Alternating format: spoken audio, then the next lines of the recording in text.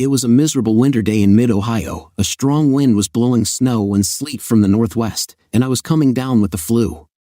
I'm a carpenter, and we were working to frame up a house out on a windswept rise.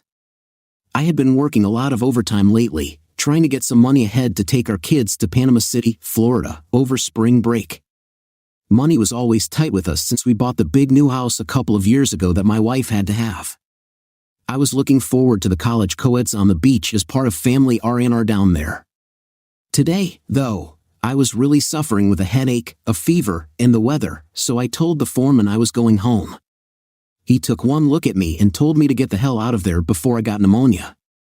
I was only too glad to comply, and within a few minutes, I was in my old truck and heading home. I thought about calling my wife on my cell phone, but it seemed like such an effort in the condition I was in. Before I get too far into my tale, I should tell you a little bit about myself. My name is Ron Hardy. I'm 36 years old, 6 feet tall, and weighing at about 220 pounds. Alright, I was a little heavy, but I like my beer and relaxing when I wasn't working. I'm starting to lose my hair too, but I wasn't in the running for anything new in my love life, so what the hell? The love of my life was now short for Nell, my wife of 16 years. We were in the same graduating class and married pretty much right out of high school and started our married life living with my folks. They had a big old house with plenty of room, so it wasn't too bad. Nell and my mom got on well together, which made the living situation workable. My dad got me a job working with him as a carpenter, and that's where I picked up the trade. Nell now works part-time in a doctor's office, 3 days a week, keeping track of medical records and insurance claims. She brings in a little extra money for the family. Nell is a nice-looking girl, not glamorous but nice-looking. She stands 5 feet 4 inches and weighs around 140 pounds. She carries a little extra weight, like I do, but it looks good on her after having 2 kids. She doesn't look bad at all. I know she can still get me aroused. We had our 2 kids early in our marriage. Brad is 15 and Angie is 13. They're good kids and average students, and we get along pretty well as a family. I tend to be the disciplinarian while Nell is the nurturer. That's the way it should be, I guess. Anyway, I was on my way home early, and it was about 1:30 p.m. on a miserable day. I felt like crap, and all I wanted to do was get home, have a long hot shower, then take a hefty slug of NyQuil and a couple of aspirin, and go to bed. This was Nell's day off, so I could expect a little tender care from her, even though I didn't want to give her whatever I had. Arriving home, I pulled into the garage and noted our car was gone, but assumed Nell had gone shopping or something.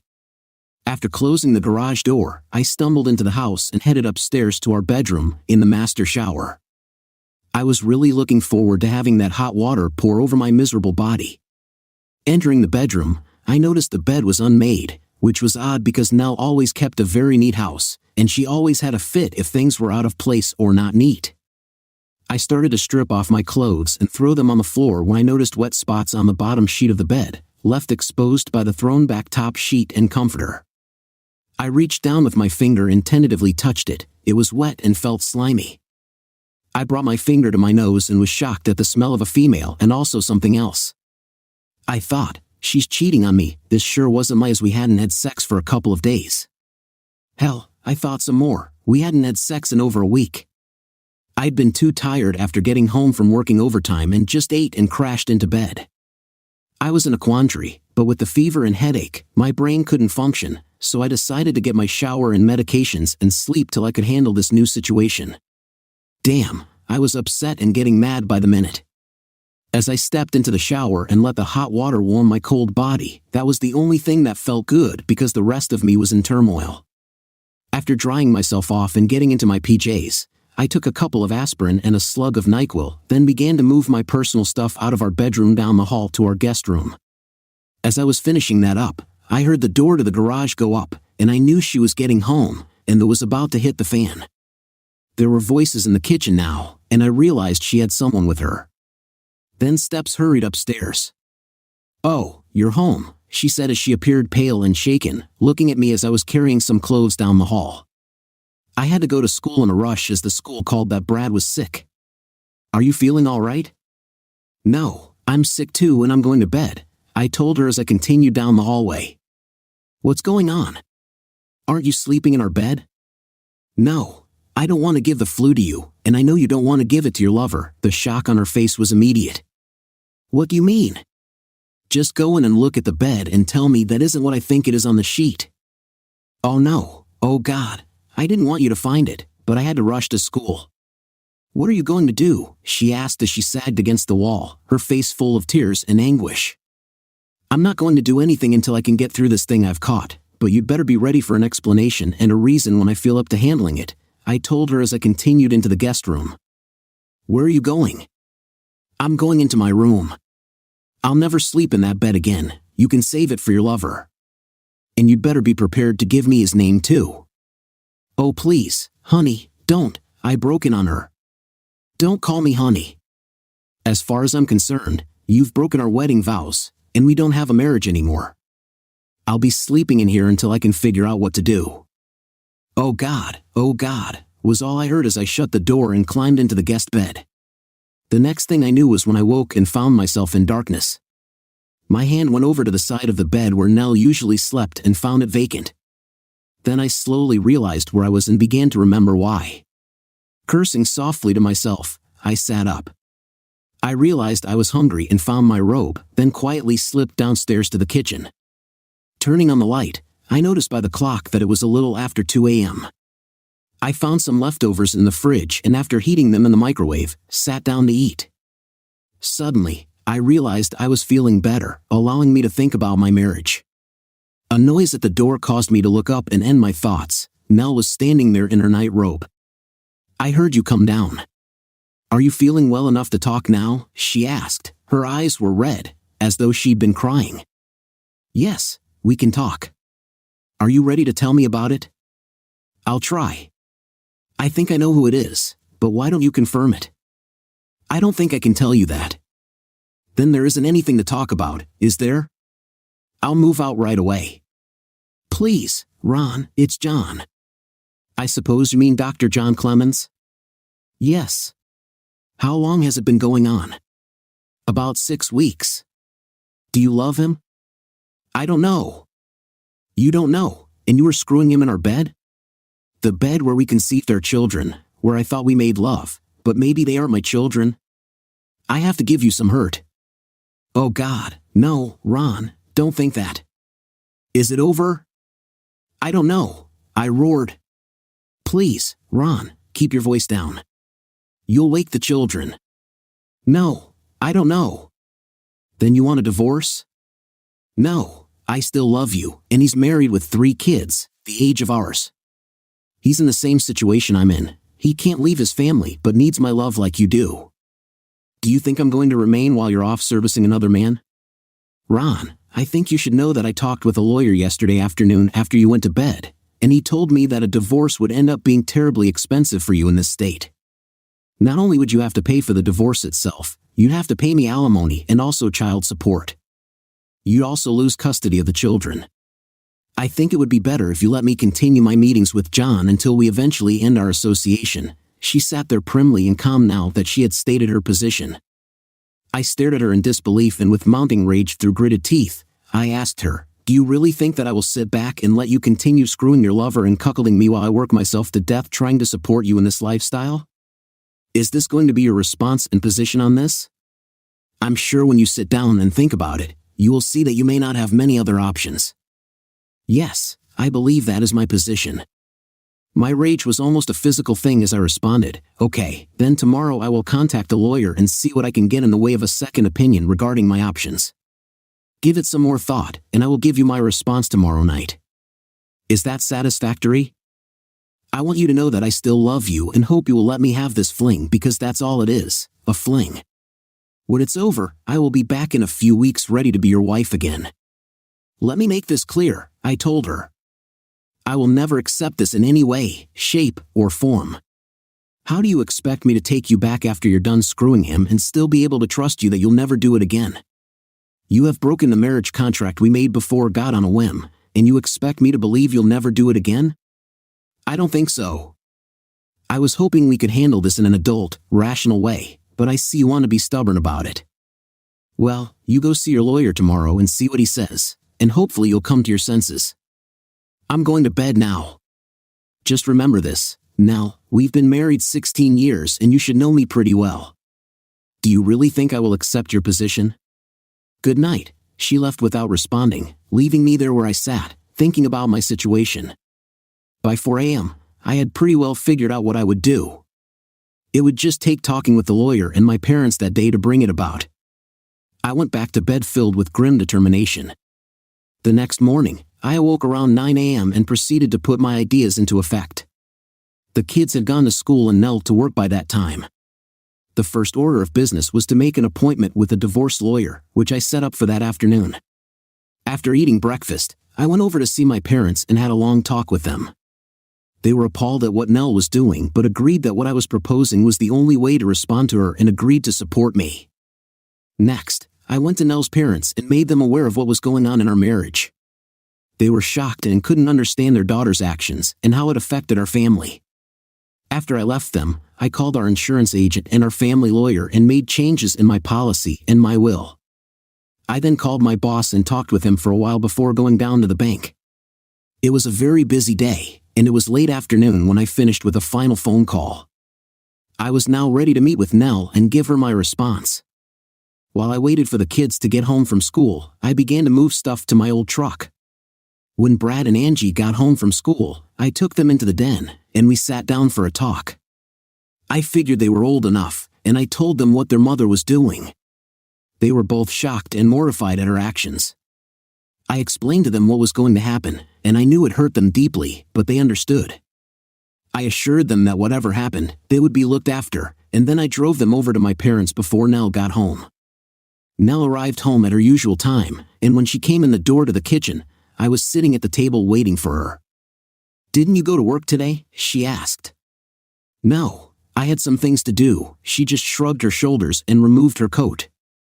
After hanging it up, she came to stand in front of me. "Where are the kids?" "They're over at my folks'." "Have you given any thought to what we discussed last night?" she asked. "Yes, I've given it quite a bit of thought, and I met with a divorce lawyer today who confirmed what you've told me about my responsibilities in the event of a divorce." "So then it's settled? You will let me have my little fling, and we can go on with our lives?" "No, you remember I told you I would not agree to sitting around here or supporting you while I'm being cuckolded. So I've come up with other plans." "What are they?" she asked with a perplexed look on her face. "I'm not going to divorce you." She immediately smiled. "Then how are you going to avoid being cuckolded?" "Well, I might be cuckolded, but I don't think it will be with John. I called his wife today and told her what was going on. I don't think you're going to have a job tomorrow." "Oh, you didn't?" she gasped out. "I've also quit my job." Being now unemployed, her eyes almost bugged out of her head. "Are you crazy? What are we going to live on?" "I think you should be asking yourself that question. What are you going to live on?" "What do you mean?" "I'm leaving you. I'm not divorcing you. If you want a divorce, you can get one and pay for it yourself. You can use abandonment as the cause." "What about the kids?" "My parents have agreed to look after them if you're unable to support them. You may have to sign over custody to them so they can get them covered by health insurance. I've already talked to them, and your parents and mine know about your little fling and what you selfishly proposed. I don't think you're too popular right now with any of them." "How could you do that?" "I'll get a lawyer and get the courts after you if you abandon me and the kids," she added the last as an afterthought. "You can do whatever you want. I'm going to be a long way from here, and you might have to hire someone to try to locate me. I don't think you're going to have the money to do that. And even if you found me, there is no way a court can force me to work if I don't want to. So, you are now responsible for making the mortgage payments, the car payments, and the payments on the new furniture you had to have. I've taken half the money I was saving to go to Florida, and I'm leaving you with my last paycheck, which will be automatically deposited to our checking account. I've also changed my will and insurance policies to make the kids beneficiaries of any proceeds from them. You will get nothing from either of them. When you go to sell this house, you will find that paying off the mortgage and closing costs will eat up most of the equity we have in it. You are an asshole. You are a coward and a very selfish individual. You didn't know when you had it so good, you just wanted more." Standing up, I headed for the door. "Have a good life," I said, walking out to my truck, which I had loaded up with my personal things and my tools. I backed out of the garage and drove away. That day, I drove all night to put as much distance between me and her as I could. I drove all night long until I was so tired I couldn't drive anymore. My direction was south to the Gulf Coast, where construction work abounded. There, I could lose myself in the anonymous life of an itinerant carpenter. I found others there in the same boat as I, constantly moving to avoid discovery by lost wives, lives, and families. My parents kept me informed about what had transpired after I left. Of course, Nell lost her job at the doctor's office, and his wife took him to the cleaners in a well-advertised divorce. He and Nell were never an item after that. Nell found work as a cashier at a supermarket but lost the house, the car, and all the furniture. She ended up in a cheap apartment with no chance of finding another husband to support her since she couldn't afford to divorce me. The kids ended up living with my folks, who raised them. I sent money home to care for them and enough to start a savings fund for their college education. I also sent them cards and money at Christmas and for their birthdays, and kept in touch with them by phone.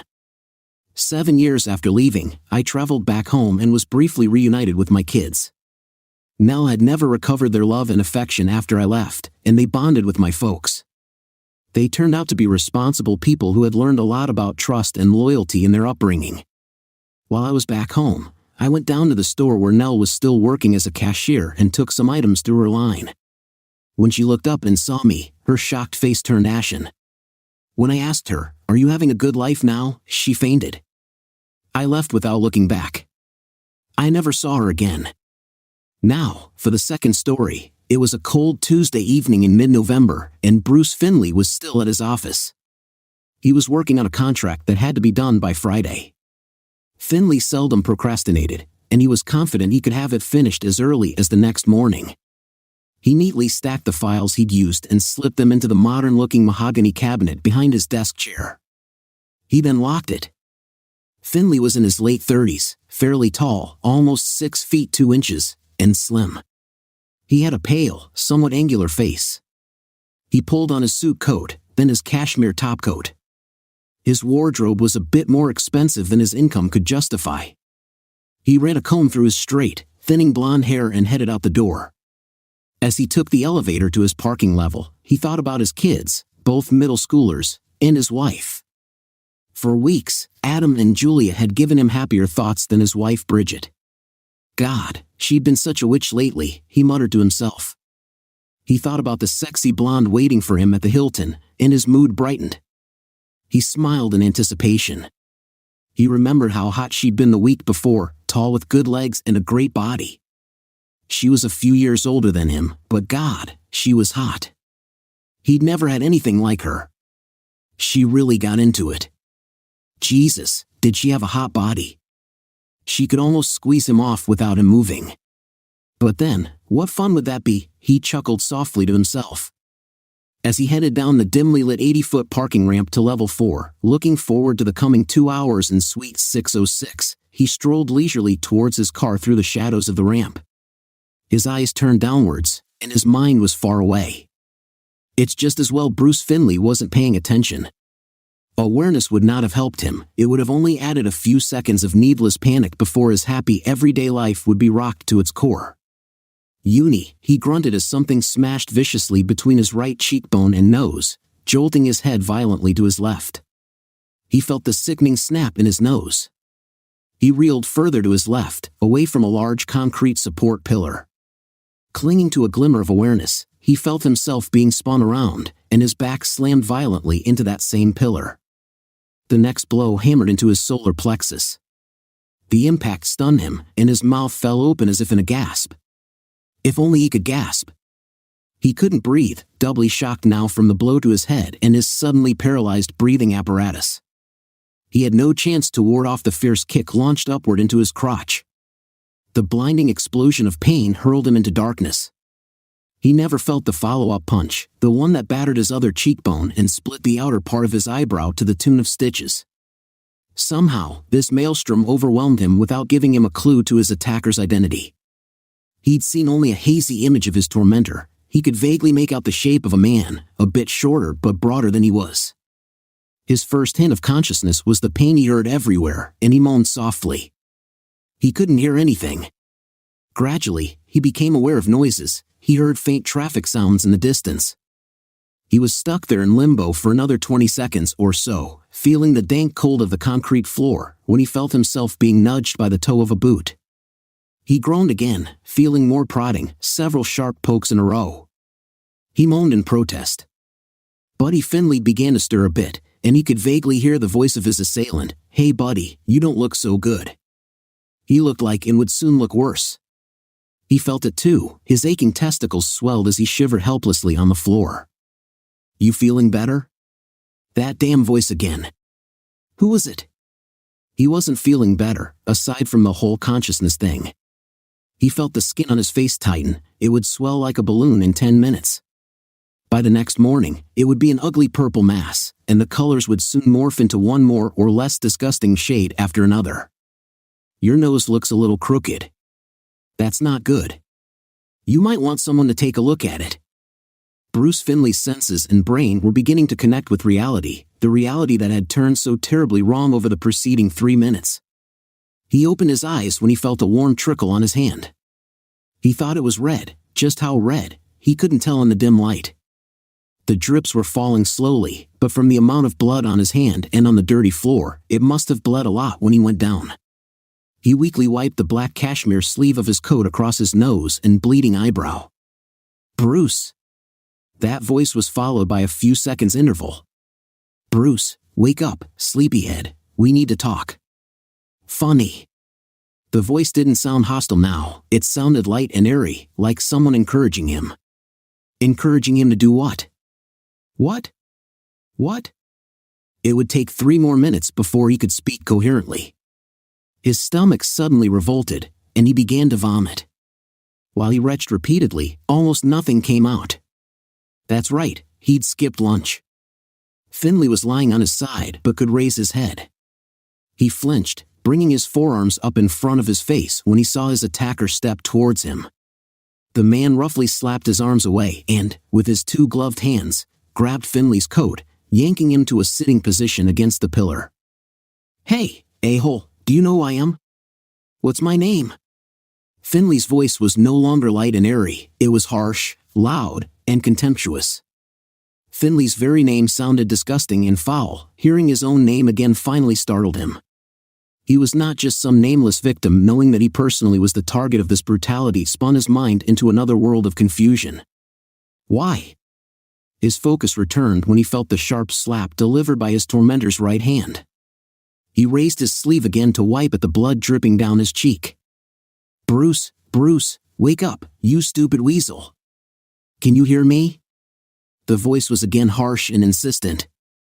The man stared at his victim with coldly focused attention. He knew Finley was an okay lawyer for a decent law firm in the city. He made good but not great money and had a family. He wasn't a really bad guy. He did have an outsized sense of entitlement. As with most attorneys, it came to him as if a part of his diploma upon graduation from law school. And of course, he cheated on his wife. "Wife, Bruce, do you know who I am?" The words came out slowly, as if directed at a small child. The tone grated in Finley's head. Finley approached full, if painful, awareness. With effort, he directed his attention to the man's face. He was a normal-looking guy, a bit better looking than average, square-jawed with wavy dark brown hair and eyebrows. His eyes looked dark, but then they were in a badly lit parking garage. He was 6 feet or so, and even covered by the wool jacket he wore, he looked very athletic and powerful. Finley had never seen him before in his life. No, I don't think. Who are you?" His words were still slow and slurred. "Are you sure, Bruce? Are you sure you've never seen me before, not even in a picture?" The stranger's look was angry and impatient.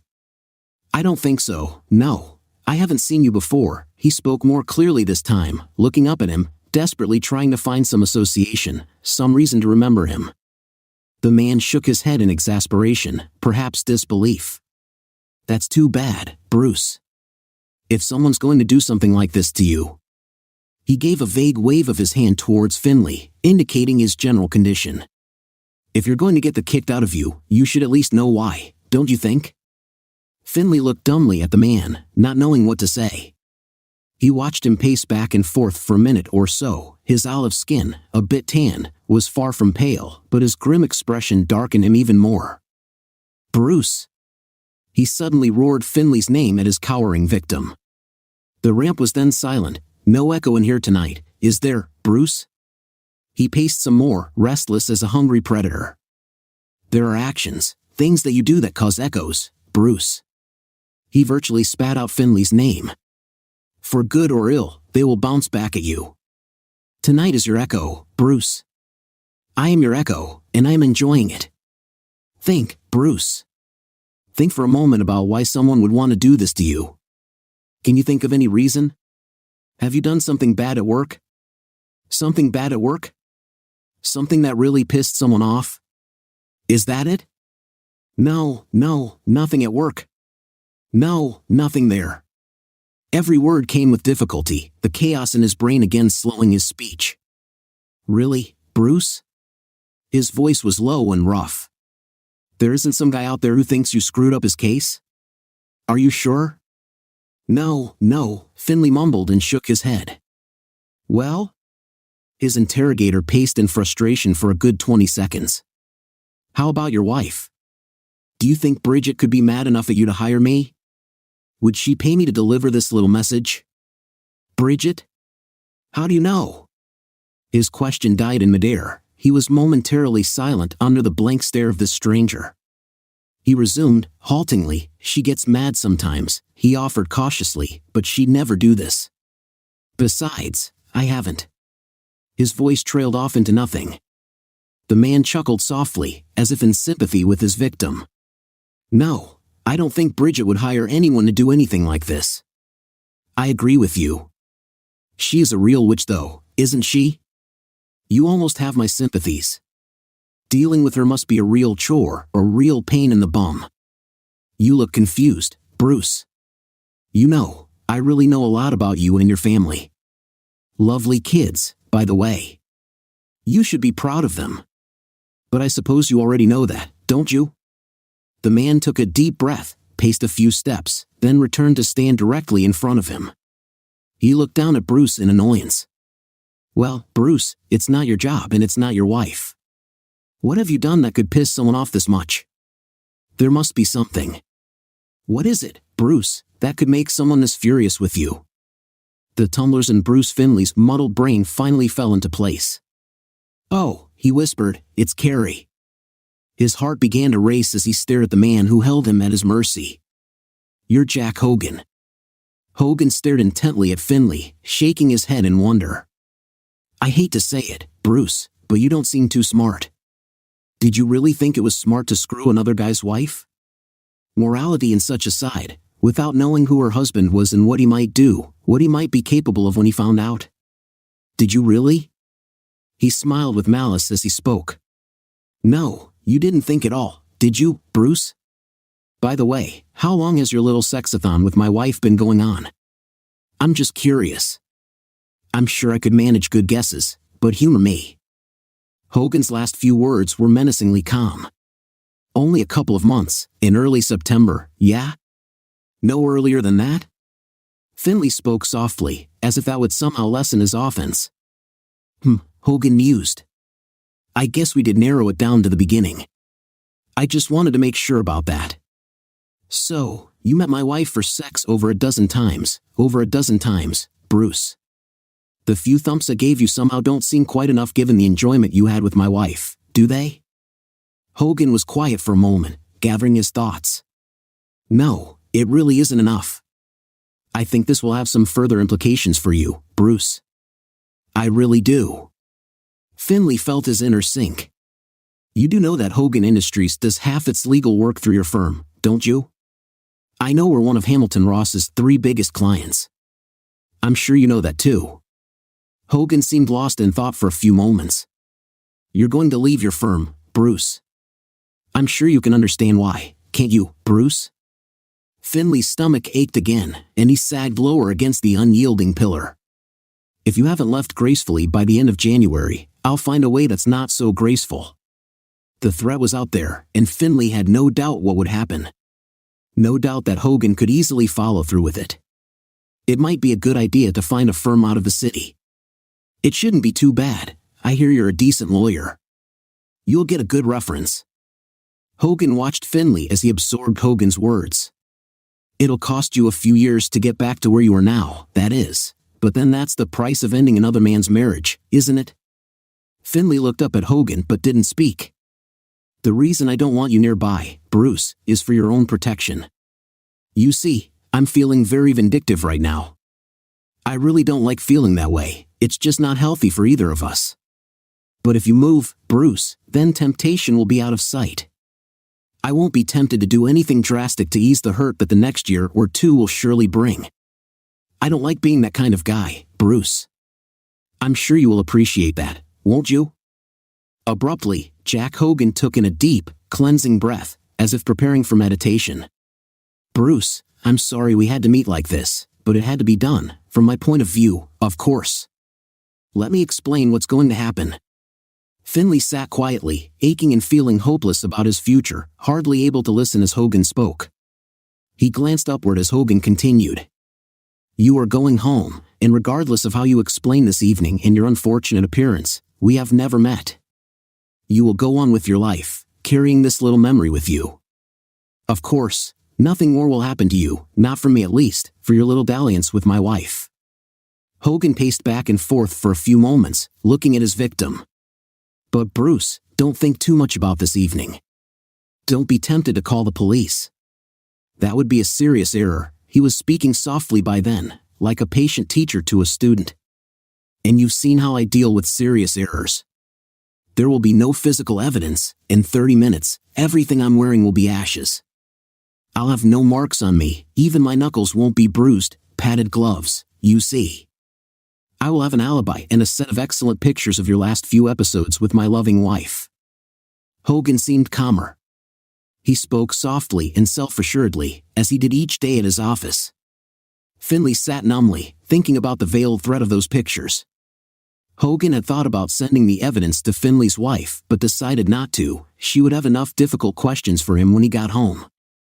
Hogan thought about Finley's kids. They would handle a divorce better when they were out of high school. He was thankful his own kids were off at college. He could deal with that later.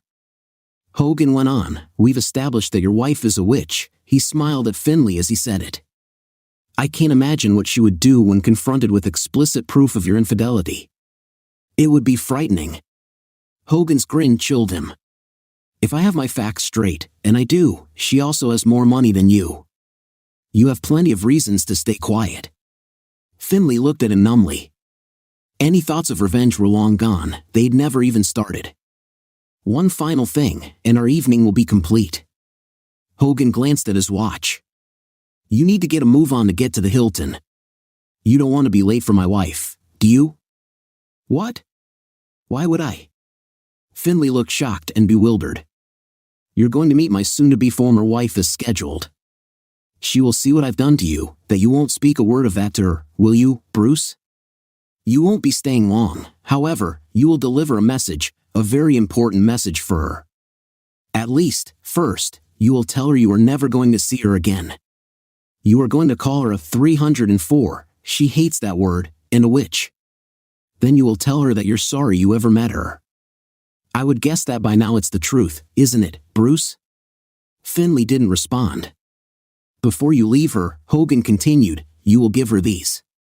He handed Finley a large envelope that held 8 by 10 photos of Finley and Hogan's wife having sex and a smaller envelope filled to a 1-inch thickness.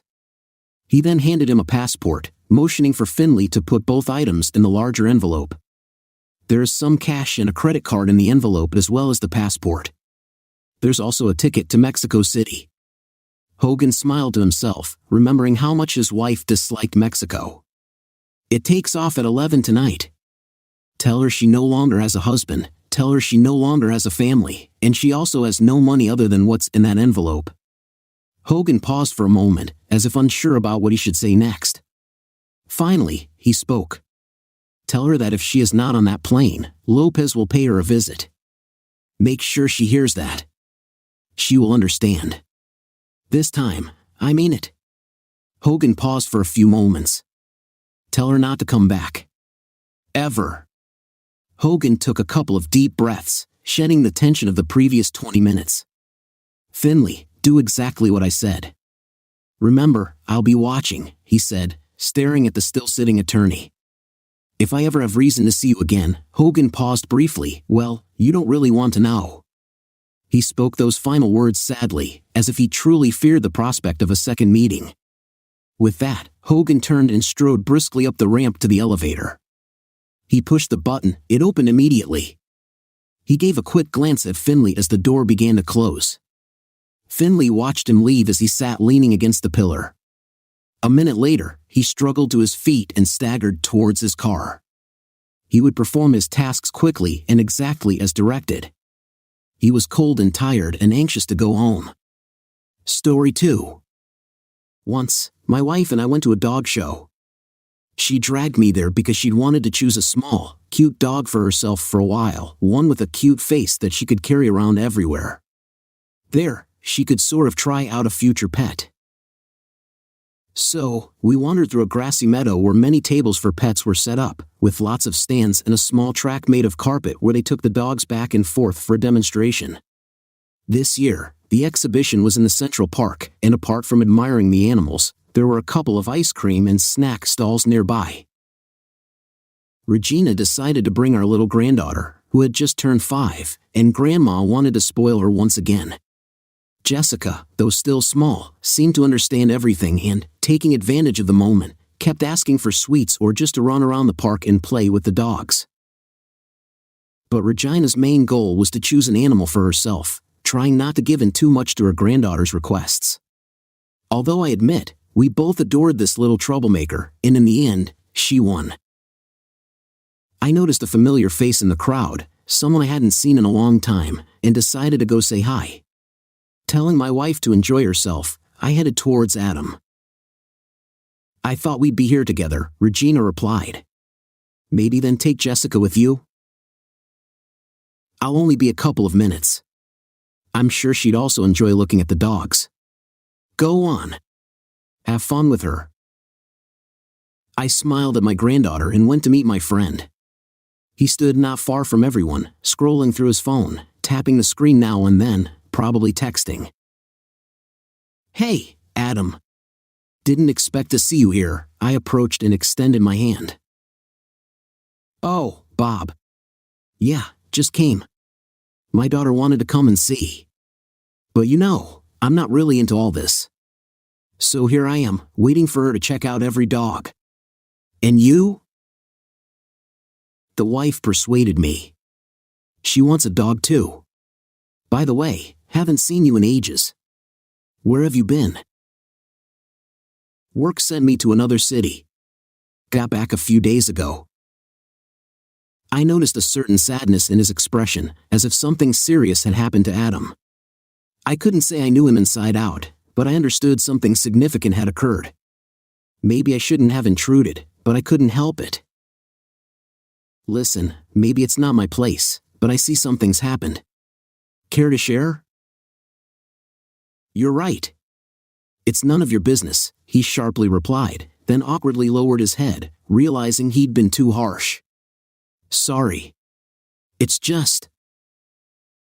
I understand. I hastened to justify his indignation. No. It's just unfortunate I came back. I got here a little bit before I had planned, glad got there early, bought home some wine and cake. And when I walked in, there they were. In our bed. I understood what he meant, and I felt sorry for him. They looked like such a happy couple. And then this. I never condoned cheating myself. And I couldn't even imagine what I myself would do if suddenly Regina cheated on me. But I guess I've been lucky in that regard. We've been together for so many years, raised our daughter, and now enjoy our granddaughter. Though we weren't too old to spend our days in rocking chairs under a blanket gossiping about others.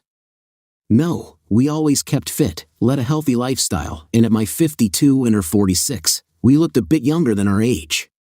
Especially Regina, who was obsessed with hiding her wrinkles for as long as possible and often visited salons or stylists. Throughout our life together, she never gave me a reason to be jealous. Although, that's a lie. There was one incident. But that was 15 years ago when we went to my cousin's wedding in another city and misjudged our alcohol intake. Regina fell for the attentions of one of the guests, thinking he found her a good dance partner. But I noticed that he wasn't really interested in dancing, and we had a confrontation. I also had a fight with my wife, but soon we made up as she assured me of her innocence, and upon reevaluating the situation, I believed her. Since then, many years have passed, and we've never brought it up again. It only came to mind now when I heard my friend's story. I never understood why people get married if they're not sure of their fidelity, only for one of the spouses to take a lover in the end. Sorry.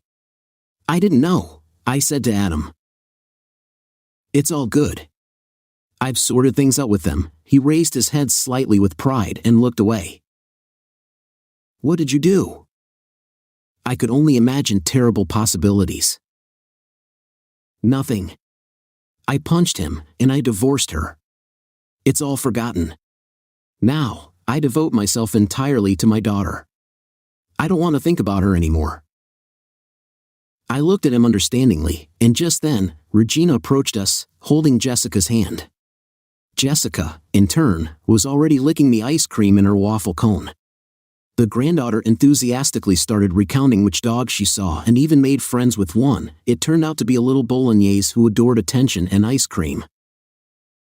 Adam, it's nice to see you, Regina politely said and extended her hand while her granddaughter kept me engaged with her stories.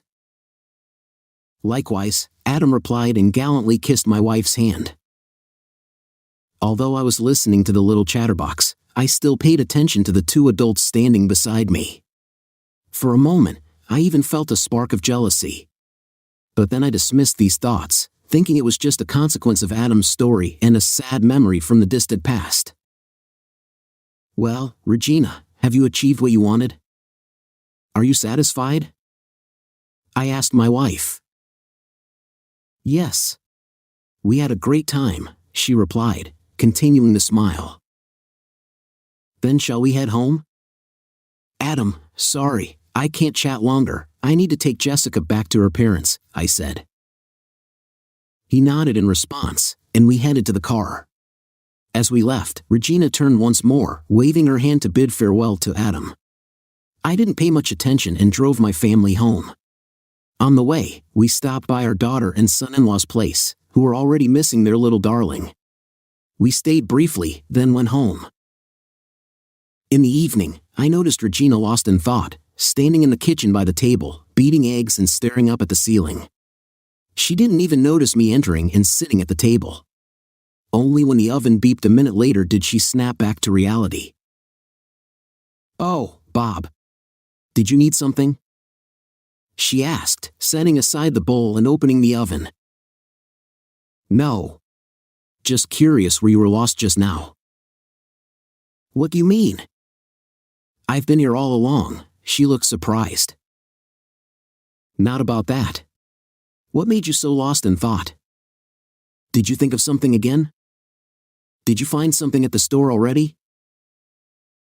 Regina took out some cupcakes from the oven and, placing them on the table, began to coat the top with whipped egg whites. I noticed she was evading the question, which made me even more curious. I just envision a cute white dog running around the house and cuddling up to my hands, she replied. I dropped the inquiry, although I saw she hadn't told me everything and was definitely not thinking about a dog. I don't know why I fixated on this, but something inside me suggested that my wife wasn't entirely sincere with me. I understood that every woman should have her little secrets, but this wasn't just that kind of case. Regina continued chatting about something of her own while I pondered, and then the phone rang. I picked it up and heard my daughter's upset voice. Helen was almost in tears, speaking incoherently, but it was clear she had an argument with her husband. I tried my best to calm her down, but over the phone it didn't have the desired effect, so I suggested that she come to us and tell me everything in order. She arrived somewhere around an hour later. When I opened the door, I barely recognized my girl. The mascara on her eyes wasn't just smudged by the rain that had started that evening but also by the bitter tears she couldn't hold back. "Dad," she said with a sorrowful voice as she stepped across the threshold. I hugged my daughter and escorted her inside. While I settled her into a chair, Regina appeared in the room, horrified when she saw our tear-stained daughter. Dropping the towel, she immediately sat beside her, embracing her and asking what had happened. "Regina, bring some cocoa. Do we still have some?" I asked my wife, intending to stay with our daughter and be the first to find out about her sorrow. "What's now before cocoa?" Regina replied. "Fine. I'll bring it right away. Sweetie, don't worry, everything will be okay." Regina left, and I sat opposite my daughter, taking her hand.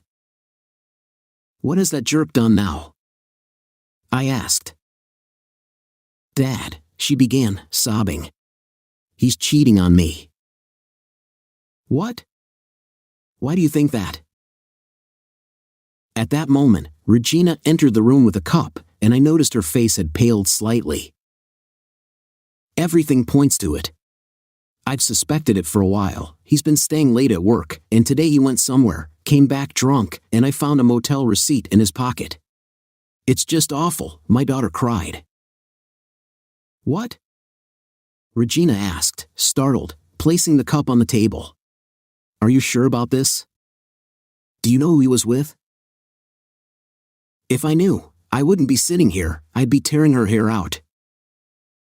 Regina seemed to exhale with relief, sitting on the armrest of the chair and then embracing Hannah.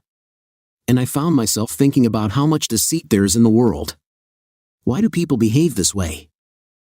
What are they lacking? And now, it had affected my daughter, which angered me. I was ready to tear that bastard apart for what he did to my daughter, but he was far away at the moment, and I needed to calm my daughter down. "The scumbag," I expressed my disdain. "Where's Jessica?" I asked Hannah. "Did she stay with him?" "No. She's actually staying at my friend's tonight. It's her daughter Kristen's birthday, and Jessica stayed there for the night." "Well, at least she didn't witness your argument," Regina said. "Maybe you should stay with us tonight too? I'll prepare a clean bed for you. You'll calm down a bit, and tomorrow things might be clearer.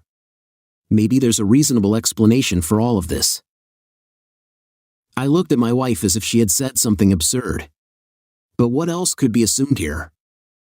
Everything points to infidelity.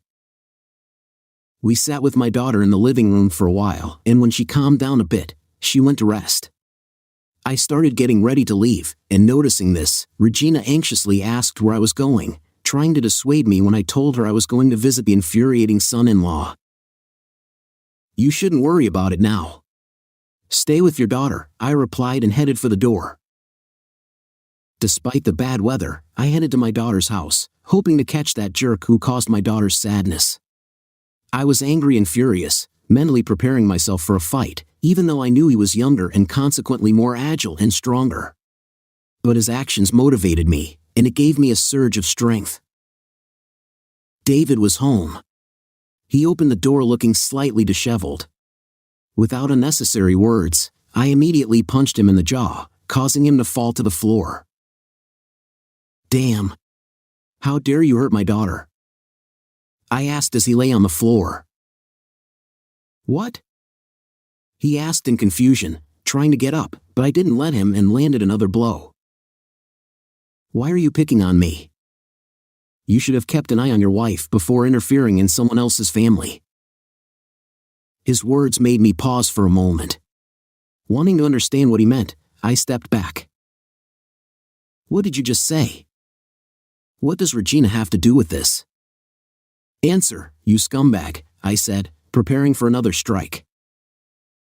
And only now did I notice that there were already several bruises on him, but I didn't know where they came from yet. However, David, wiping the blood from his split lip, said the following to me. "Do you think I'm the only black sheep in your family?" "Yes. You know nothing about your wife. She's sleeping with your friend. Didn't you know?" Oh. I see it's news to you." "Yes. I found out about it, his wife told me. We've known each other for a long time, and she decided to get back at her husband for his infidelity. He just happened not to return from his business trip on time. His words shocked me. Is this really true? At that moment, I remembered how flirtatiously Regina looked at Adam in the park. But I couldn't even imagine. Now I understand why Adam didn't tell me whom he caught his wife with, because he's in the same boat. Damn. It's all a lie everywhere. I again hit my son-in-law with all my might several times. Due to drunkenness, he didn't offer much resistance. When I thought it was enough and began to feel a bit tired, I left their house and went home. Now I was angry not only with my son-in-law but also with my wife and my friend, and everyone in general. This whole story seemed so tangled to me, as if everyone had conspired against me. But why did Regina do this? And how long has she been cheating on me?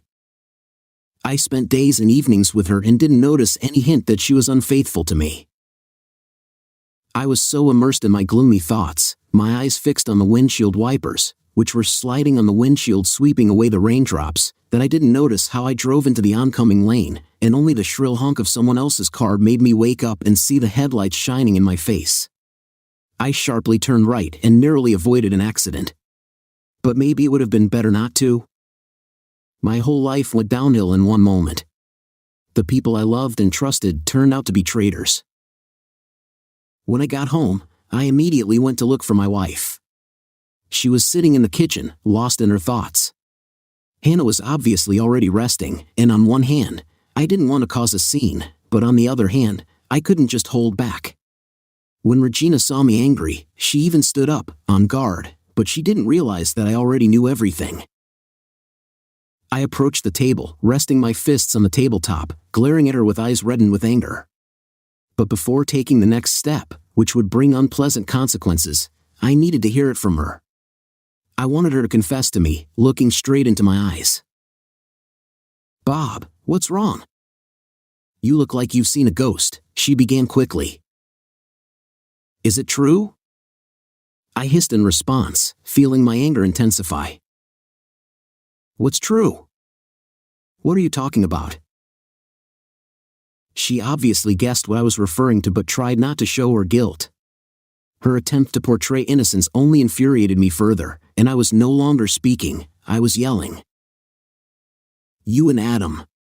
Is it true? Answer me. Are you sleeping together?" "What? Where did you get that from?" Her face now displayed clear fear. She realized I knew everything, yet she still tried to defend herself. "David told me everything. You fucking whore." I walked up to her and grabbed her hand tightly. Regina grimaced and groaned at the pain. But I didn't care that it hurt. On the contrary, it didn't seem like enough, because she had hurt me so much more. The fear in her eyes showed me that David's words were true, and my wife was really cheating on me. I raised my other hand and prepared to give her a hard slap, at the very least. But that's when Hannah walked into the kitchen and heard us arguing. "Dad, what's going on?" "Mom?" Seeing the unpleasant scene, my daughter understood we were having a serious argument. But she didn't know everything yet, and I didn't know how to reveal the harsh truth about her mother. Lowering my hand, I turned to her. She looked distressed and tired, though no longer crying. I felt sorry for my daughter. It was enough for now that she had learned of her husband's betrayal. Regina sat at the table, flushed with shame and exposure. I didn't know what to tell my daughter, so I simply left. Maybe deep down, I hoped Regina would confess everything to her when I was gone. But that thought later seemed naive. She had hidden everything so carefully for a reason. Nevertheless, I left them and exited the house. I stood on the threshold in the rain for a couple of minutes, as if hoping it would wash away some of my pain. But I only got soaked and headed to my car. I intended to meet Adam and unleash all my anger on him. However, I remembered he had a young daughter at home, and I didn't want to cause a scene in front of her. Taking my phone, I dialed his number, figuring out how to lure him out. He answered almost immediately, and I asked if he could meet me. But as I suspected, Adam said he was with his daughter and the weather wasn't great. I didn't know if he noticed my anger in my voice, but I didn't care at that moment. I insisted on the meeting, telling him it was crucial. It seemed Adam believed me. He said he could come in about an hour. He needed to persuade a neighbor to watch his daughter and suggested meeting at the bar where we sometimes hung out. I agreed but didn't wait for him at the bar. I stayed in my car in the small parking lot, watching for his car to arrive. Around the agreed-upon time, I noticed Adam pulling into the parking lot. Without wasting time as he prepared to get out of the car, I rushed to him. And as soon as he opened the door, I immediately grabbed him by the collar, pulled him out of the car, and pressed him against it. "Bob, what are you doing?" he asked in confusion. "What? Are you still asking? I thought you were my friend. And you? How dare you mess with my wife? You scumbag!" I shouted and struck him with all my might. Taken aback, he staggered down. But I saw strong surprise and confusion in his eyes. "What are you talking about?" he protested as I intended to hit him again. "What about your wife? What did I do?" But I didn't listen to him and struck him hard once more. I knew he wanted to talk himself out of it, hoping I'd believe him. However, I already knew the truth and wasn't going to forgive him. Now I considered him not only a betrayer but also a lying scoundrel trying to conceal his guilt. I prepared to strike again, but apparently, Adam didn't want to be beaten anymore and started fighting back. He realized there was no reasoning with me at that moment and began defending himself with fists. Under the pouring rain, we wrestled for some time, occasionally falling to the ground in the mud but getting up again and continuing the attack, using hands and feet. Unnoticed by us, we reached a small ditch behind the parking lot. And after another blow I dealt to Adam with my fist, he lost balance, slipped on a patch of mud, and fell into the ditch. I approached the edge and looked down at him. He lay there motionless, and then next to him, I noticed several pieces of an old root sticking out of the ground, starting to turn crimson from Adam's blood flowing onto them. It seemed like I had accidentally killed him. For a moment, I felt sick, the consequences were clear, and I could end up behind bars. At that moment, I didn't know how to fix the situation and was already devising a new plan to hide the body somewhere. But I needed to make sure nobody had seen us. Though who would want to hang around in such weather and watch someone else's fight? Then I noticed Adam barely move his hand. I took a closer look, he was definitely moving. So maybe it wasn't as dire, and he was alive. I crouched and slid down to him to check on him. Adam opened his eyes but squinted as the raindrops hit his face. He weakly said to me, "You idiot. Where did you get the idea that something's going on between your wife and me?" "David told me everything. He confessed he slept with your wife, and you caught them." "What?" Adam wanted to laugh but winced in pain, placing a hand on his side. I looked closer and noticed a piece of the root embedded in his body. Despite the wound and the pain, Adam continued, "David? Your son-in-law? Where did you get the idea it was him with my wife? I don't even know that bastard. I never touched your wife." He winced in pain again. But how could this be? Did I make a mistake? Or was Adam just trying to wriggle out of it again? Now I remembered that David didn't mention any names, he just said it was my friend, and I had many friends. Then who dared to sow discord in my family? Looking at the bleeding Adam, I felt sorry for him. Besides hoping he was telling me the truth, he had been my friend for many years. I quickly took out my phone and dialed for an ambulance, taking off my jacket and pressing it against Adam's wound to slow the bleeding. In that moment, I even felt guilty towards him. Adam saw that I was still sitting there, waiting for the medics. He told me to go. Even though I refused, he insisted, saying he'd claim he fell himself. He advised me to go home and sort things out with my wife. Listening to him, I got into the car and drove off. I needed to find out who really was my wife's lover. Those bastards had made a complete fool out of me. I decided to visit David again, hoping this time he'd tell me everything. Last time, in a fit of rage, I had left too soon without getting all the details. When I stood on the doorstep of my son-in-law's house again, nobody answered, and it was dark inside, only the hallway light was on. I knocked a few more times, and when I was sure nobody would open for me, I approached the window, hoping to see something. There was no movement visible. The window itself was unlocked, and I decided to take advantage of it. Entering the house, I moved forward cautiously, trying not to make noise or reveal my presence. But after some searching, I realized there was no one in the house. In their bedroom, I noticed that someone, apparently David, was packing in a hurry. I dialed David's number, but he didn't answer either. I didn't know what was happening now, but it was clear that David had simply fled. But why and where? Did his conscience bother him? I didn't dwell on it and went back home. Now, I could only find out the truth from my wife. Regina was sitting in the living room, visibly upset. When I entered, she shrunk back, thinking I'd lash out at her. But I simply approached her and sat opposite. I stared at her intensely without saying a word. This made her feel uncomfortable, and she decided to speak first.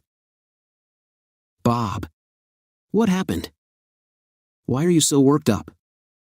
she asked. Something snapped within me, and I couldn't hold back. "What happened? Are you serious?" I started shouting. "You fucking whore. Tell me. Who are you cheating on me with? Tell the truth, or I won't be responsible for myself." I even stood up a bit. This time, Regina was quite frightened by my actions, and pressed herself against the back of the sofa, trying to answer me. But her breath caught in her throat, and she could only stammer. "Bob, he just... What? Are you a broken record? Answer properly. Who is it?" I was barely holding myself back, and at that moment, I didn't care if our daughter might see us. "It's David." "What?" I was completely shocked by what I heard and couldn't believe her words. "Is this really true? But he told me that it's my friend. Who should I believe now?" But looking at my wife, I saw that she was really scared and obviously couldn't dare to lie to me. I jumped up. My first impulse was to rush to her and give her a slap. But instead, I just paced the room, holding my head in my hands, trying to understand why this happened. At the same time, anger was bubbling up inside me, and I could barely contain myself. "Speak," I turned to her again. "Why? Why the hell and for how long? What the hell, really?" Regina guiltily lowered her eyes, paled, and her lips started trembling. She tried to force out an answer, but her words had ended up as meaningless muttering again. That's when I couldn't hold back, approached her, grabbed her by one hand, and repeatedly hit her face with the other. Red marks from the slaps remained on her cheeks, immediately covered by tears. Regina glanced at me and then away, while I thirsted for answers. In the end, she told me that she and David had been secretly seeing each other for over a year. At one of the parties, while they were dancing together, he involuntarily put his hand lower on her back, and she, feeling his strong young hand, succumbed to temptation and responded to him that same evening. That's when their affair started. But she still loved our daughter and didn't want to hurt her, so she and David agreed not to tell anyone. I was shocked by what I heard. At the end of her story, Regina softened a bit, as if after confession, hoping that I would leave her alone now.